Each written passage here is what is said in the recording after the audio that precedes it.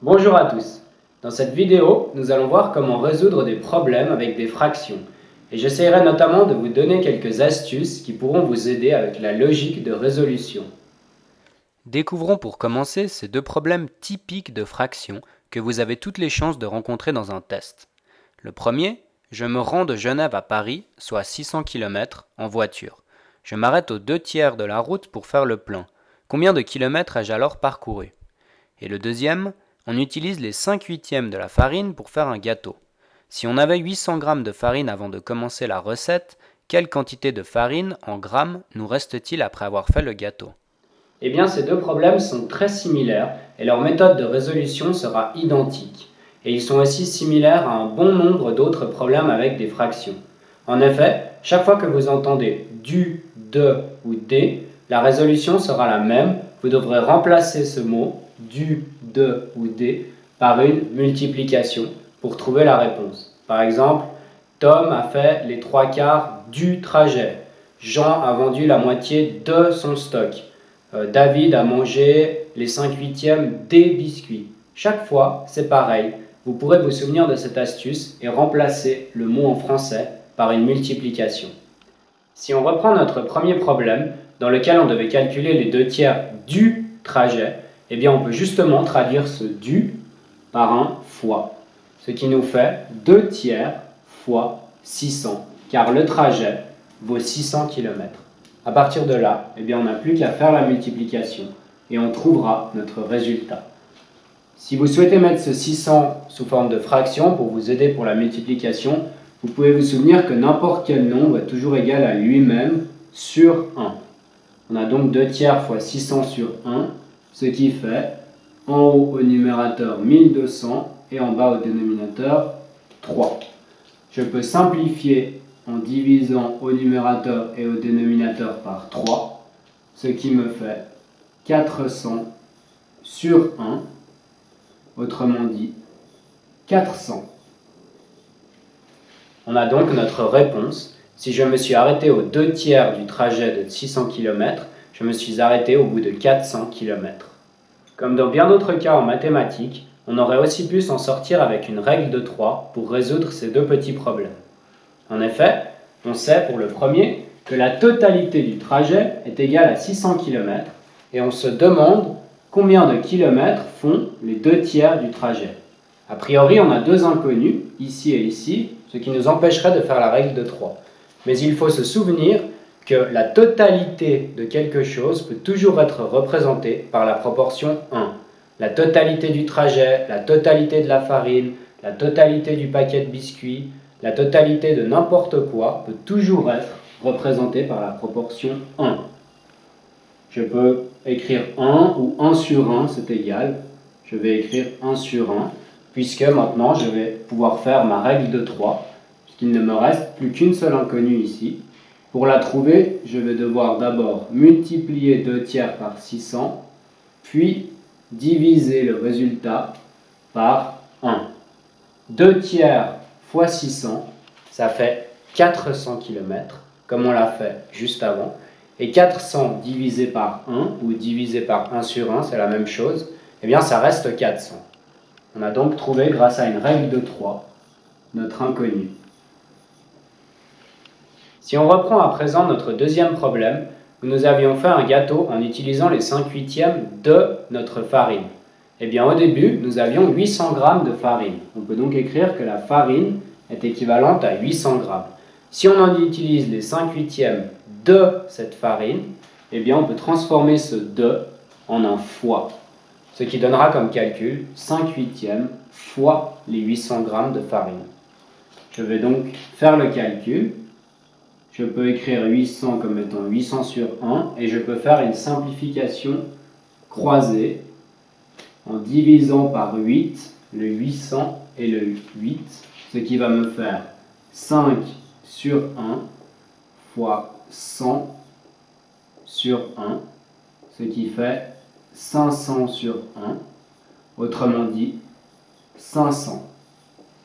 J'ai trouvé que j'ai utilisé 500 g de farine pour faire mon gâteau. Attention, ce n'est pas ce qu'on nous demande. On nous demande combien de farine il me reste. Eh bien, je sais qu'au départ, j'avais 800 g de farine et que j'en ai utilisé 500.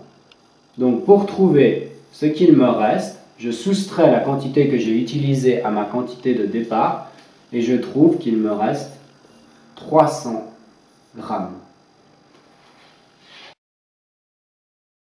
Eh bien, je sais que la totalité de la farine fait 800 g. Je peux donc écrire une première ligne de ma règle de 3 qui nous indique que la totalité de la farine vaut 800 g. Et je me demandais combien valait 5/8 de cette farine. J'écris donc 5/8 égale à je ne sais pas combien de grammes. Attention, toujours dans les règles de 3, rappelez-vous d'écrire les mêmes unités les unes sous les autres. Ici, on est en grammes. Ici, il n'y a pas d'unité, ce sont des proportions. Mais toujours gramme, gramme, proportion, proportion, sinon c'est faux. Eh bien, à partir de là, je me souviens que la totalité de quelque chose, c'est égal à la proportion 1. Je peux donc effacer cette phrase en français qui me dit que la totalité de la farine est égale à 800 g et la remplacer par 1. Ou 1 sur 1, la totalité est égale à 800 g. Et puis, à partir de là, je peux faire ma règle de 3. 5/8 fois 800 g, nous l'avons calculé déjà auparavant, ça fait 500, divisé par 1 sur 1, ou par 1, ça reste 500. On a donc trouvé la réponse à notre question. 5/8 de la farine font 500 g. Attention, ce n'est pas la réponse finale du problème. Il fallait soustraire ces 500 g aux 800 g, ce qui nous donnait 300 g, qui était la quantité de farine qui nous restait, comme on l'a vu tout à l'heure. Le problème suivant est une petite variante de ceux que nous venons de voir. Ici, il faut faire bien attention à la compréhension car il y a une petite subtilité.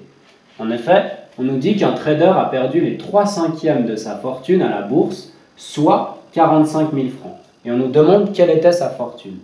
Eh bien, quand on nous dit qu'il a perdu les 3/5 de sa fortune, soit 45 000 francs, cela veut dire que 3/5 de sa fortune sont égaux à 45 000 francs. C'est comme si je vous dis, j'ai mangé la moitié du pot de Nutella, soit 200 g. Eh bien, cela veut dire que j'ai mangé 200 g qui correspond à la moitié du pot de Nutella et pas au total du pot de Nutella. On a donc 3/5 qui sont équivalents à 45 000 francs. Et ici, on se demande quelle est la totalité de sa fortune. Eh bien, on va pouvoir ici aussi s'en sortir avec une règle de 3, puisque à première vue, on a deux inconnus. Ici, on ne sait pas, ici, on ne sait pas. Mais on se rappelle que la totalité, c'est toujours égal à 1. La totalité de sa fortune, je peux remplacer cette expression française par 1, ou 1 sur 1, c'est égal. Je vais donc pouvoir faire une règle de 3. Pour trouver cet inconnu, je vais devoir faire 1 fois 45 000 divisé par 3/5. 1 fois 45 000 est égal à 45 000. Le seul véritable calcul qu'il me reste à faire, c'est 45 000 divisé par 3/5. Et vous vous souvenez que quand on a une division de fraction, eh bien on peut la transformer en une multiplication, à condition d'inverser le numérateur et le dénominateur. Si vous ne vous en souvenez pas, vous pouvez consulter cette vidéo sur la division de fraction. J'ai donc 45 000 fois 5/3, qui est l'inverse de 3/5. Et je vais pouvoir faire une simplification avant de faire la multiplication, car 45 000 et 3 sont tous les deux des multiples de 3. Je peux donc les simplifier tous les deux par 3, ce qui me fait 15 000 fois 5 sur 1. Et 15 000 fois 5, c'est égal à 75 000. 75 000 correspond donc à mon inconnu d'ici, qui était égal à ce 1, qui, je vous le rappelle, signifiait la totalité de ce qu'on cherche, la totalité de la fortune. On a donc ici trouvé notre réponse. La totalité de sa fortune était égale à 75 000 francs. En mathématiques, quand une situation est proportionnelle, il est très souvent possible de s'en sortir avec une règle de 3, tout le défi étant de bien la poser. J'espère que ces quelques astuces vous seront utiles, et dans le fond, peu importe la méthode que vous préfériez, qu'il s'agisse de la règle de 3 ou de la transformation du vocabulaire français de, du ou des par une multiplication mathématique. L'important, c'est de vous entraîner, et c'est ce que je vous propose de faire avec cet exercice qui sera entièrement corrigé. Et quand vous aurez fini, je vous propose aussi cette vidéo sur la résolution de problèmes avec des fractions un peu plus dures.